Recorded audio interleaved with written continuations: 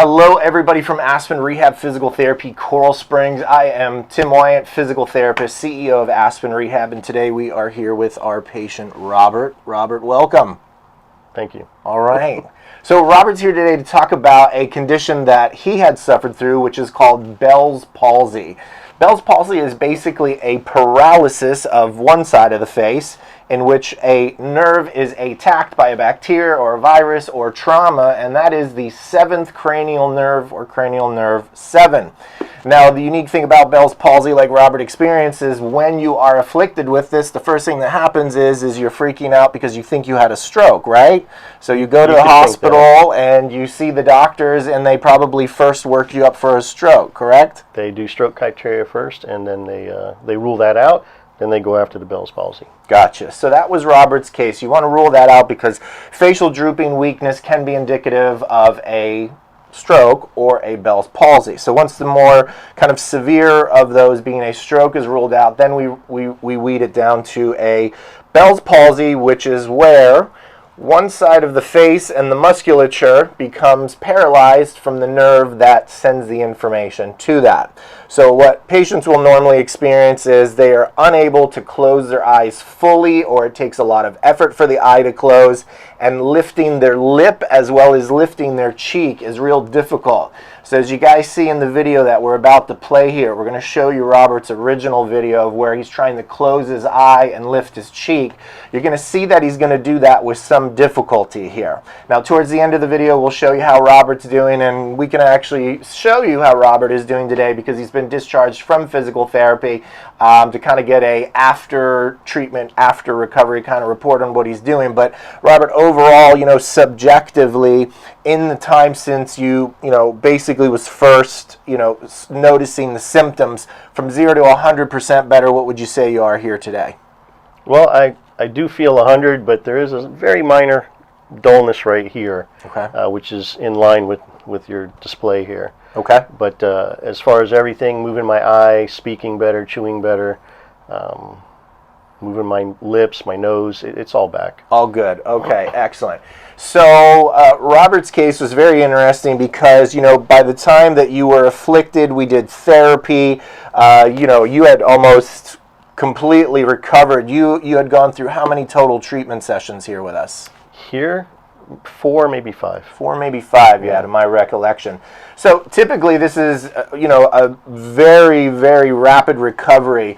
In a lot of cases for those afflicted with Bell's palsy, it can take up to a year, sometimes 18 months for a recovery. One of the unique things about Bell's palsy, so if anybody of you watching this now are afflicted with it, or you just, kind of found our page, don't be worried, don't be scared. The majority of patients will have a full recovery from this type of condition. Some have very latent sort of symptoms, but the majority of patients will get the face moving, the eye moving over time, so no worries. So what we do here at Aspen Rehab Physical Therapy is we provide a specialty treatment program that specifically addresses the nerve and the muscles in stimulating its recovery, which is why Robert had come to us and allowed his progress to be expedited faster than what it may have been, okay? So the nature of Bell's palsy is essentially using certain modalities. We use different machines with you, right? You probably received the electrical stimulation machine. Did electrical, we did suction cups, heat, facial massage, I believe we did. Right.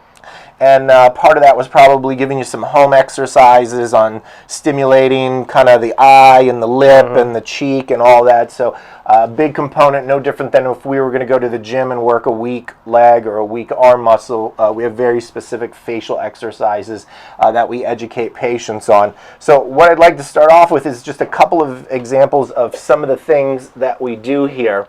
So this being our example, the cranial nerve 7, which comes through the skull and basically provides the information to all one side of that face, is stimulated in different areas to get that muscle to not weaken while it's recovering. So technically, Robert's issue was a nerve issue. It wasn't really a muscle issue. So one of the components of what we do is stimulating that nerve so that it sends signal to the muscle while exercising. So we use different machines that basically provide an electrical current to the nerve area, as well as stimulating different muscles on the face to try and get the eye muscle, the cheek muscle, and others stimulated to stimulate the nerve and at the same time prevent the muscle from atrophying or weakening while the natural process is improving. Other modalities that we use are LED light therapy. So we use a specific form of light that has a nanometer range that is good for cellular activity, cellular rejuvenation, healing. Our model is actually specifically designed for nerve regeneration. This is actually a NASA derivative that we use here that causes the nerve to regenerate, improvement of conduction of the electrical signal. So this is basically a light or laser type of therapy that we use on the face.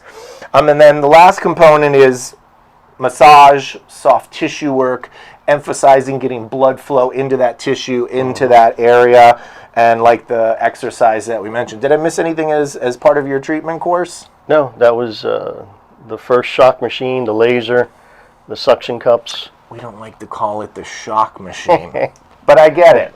I get it, yes. Electrical stimulation is the politically correct term. But yes, we do shock you. Did it hurt? No. No. Okay. So it wasn't like Green Mile shock?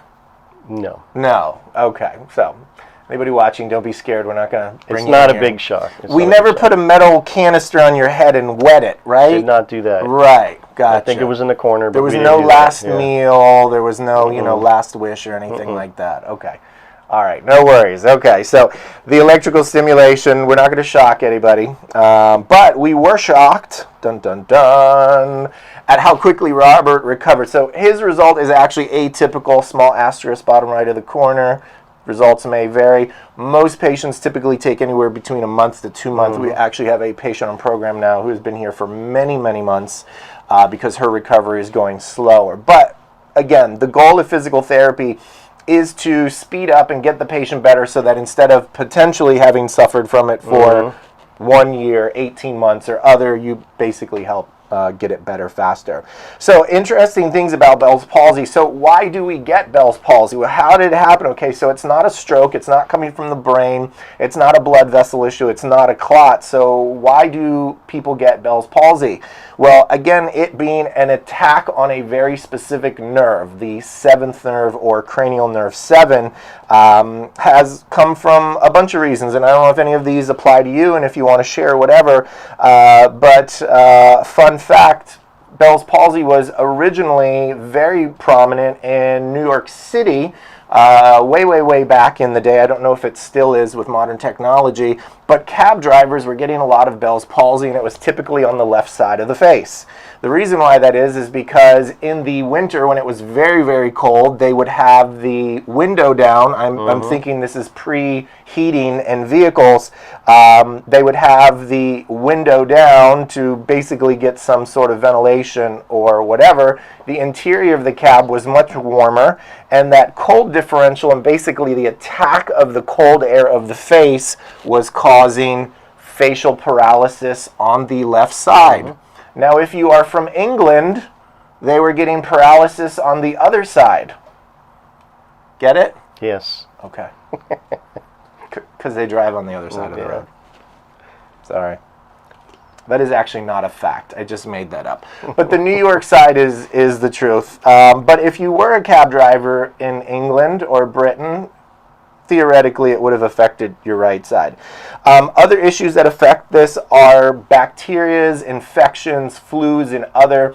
Bell's palsy can typically happen after even an undiagnosed upper respiratory infection, gastrointestinal infection, really any bacteria or virus that invades the body and just kind of specifically targets that seventh cranial nerve. And then there's traumas. There's certain traumas to the face or injuries that can cause damage to that nerve that basically creates like a palsy or a paralysis. But the good news is with peripheral nerves, right? So not our brain and our spinal cord, but our nerves outside of our brain and spinal cord, they typically recover. So in your case, you recovered. So why don't we show everybody how good you're doing? Can we do a test? Yeah, sure. Okay. Let's start off with the alphabet backwards from Z, please. No, I'm just kidding. That has nothing to do Z with Bell's palsy. That's a different test. It has 3 letters. Yeah, that's for That's the not cops. your test, right? No. We won't make Robert do that test. But no, let's start off with the eye, Robert. So everybody remember Robert's area was the left side of his face. So let's take a look. Go ahead and look at the camera and then just try and close your left eye as best you can. So That's it. Full closure, no effort to do it, right? Because before, even though you could kind of close the eye, it took a lot of work to get there, right? Well, initially I couldn't close it at all. I did not have that on film, but shortly thereafter I had on film of me struggling.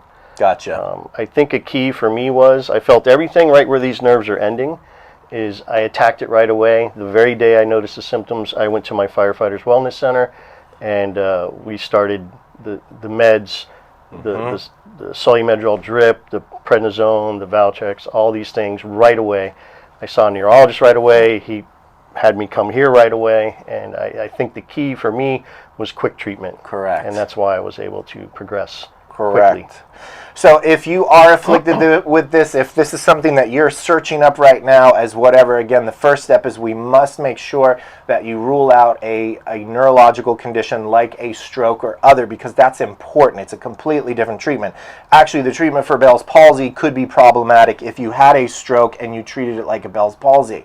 And the reason why we want to rule out the stroke is because, as Robert mentioned, he took a Solumedrol, which is an anti-inflammatory medication, okay? The second thing that he took was an antiviral medication. So it's very important that we have a proper diagnosis, and in his case, he did the right thing, but, you know, it's not fair because he's a firefighter, so, you know, he's kind of more medically smart than the lay person who may not understand that. But he jumped on it right away, which was important, because the faster he got the antiviral and the faster he got the Solumedrol, the less acute and the quicker and faster that you're going to be better, okay? So if you're watching this, you may be afflicted with this. If you're still dealing with it, make sure you talk to your medical provider right away and jump on this. Don't just sit around and wait for it to get better. Go see a medical professional, go see a doctor, an ER if you have to, and have them kind of mediate and manage that course. So now we know the eye is good. So as everybody saw in the previous video, the cheek and the lip movement was probably the most affected. So let's take a look now. See if you can lift just your left cheek. Let me see how high you can lift it. Well, I never really could do it that well. My Elvis is on this side. Oh. But I can lift the left now where before I couldn't move it at all. Right. We'll do a comparison side by side.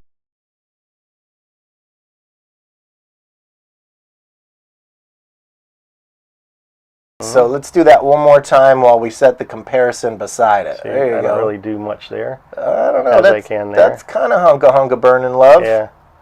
But I couldn't do that at all before. As you see in the video, when I'm trying to do that, I'm mostly Right. like that. Well, let's try that. So let's just focus on the lip now. So let's see what the left lip can do. You want to do that? Who's that, Mick Jagger? No. That's Who's the lip celebrity? Billy Idol. Billy Idol. I'm a little younger than you. Yeah. Not by Well, much. He sang Miley Cyrus. You're See, older now than you're that, though. But now now you're older you're than that. talking my language. All right. So wrap up for Bell's palsy here. Facial paralysis, one side of the face. Good news, very treatable. Will get better most of the time. Physical therapy for it, basically expedite it so that you're not dealing with it, you know, longer than you have to, and some good pearls and tips here to be able to get better. Anything that you want to tell anybody with Bell's palsy that you think would be helpful information, or things that they would want to know, or your experience in the recovery or therapy side of it? I think the most important thing for me was, as I stated, I went aggressive right away. I went to my firefighter wellness center. In a sense, I'm spoiled in that area. I didn't have to make an appointment. I just show up. Immediately, they have to treat it as a stroke and rule that out. So they did what's called a stroke alert.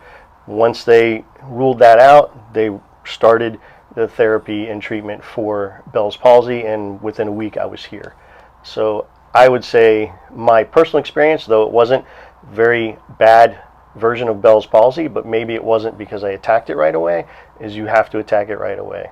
So I'm a bit spoiled. I can just walk into the firefighter wellness center whenever I want, where everyone else might have to make an appointment with a doctor or try to sit through a busy emergency room. So for me, it was just quick treatment, quick to rehab, quick recovery. And maybe the therapy helped a little The bit. therapy definitely helped. And this is a great place for that. I would come here again. I'm not trying to get it again, but I would definitely come here again if that happened, or anything, I guess. Yeah, we appreciate that. So, Robert, thank you very much. Glad you're Thank you. doing so well. You look great. So, everybody, take a look at the banner below. Hit us up on the 954 number. Give us a call. We take most major insurances. We can even offer cash pay plans for those with no insurance.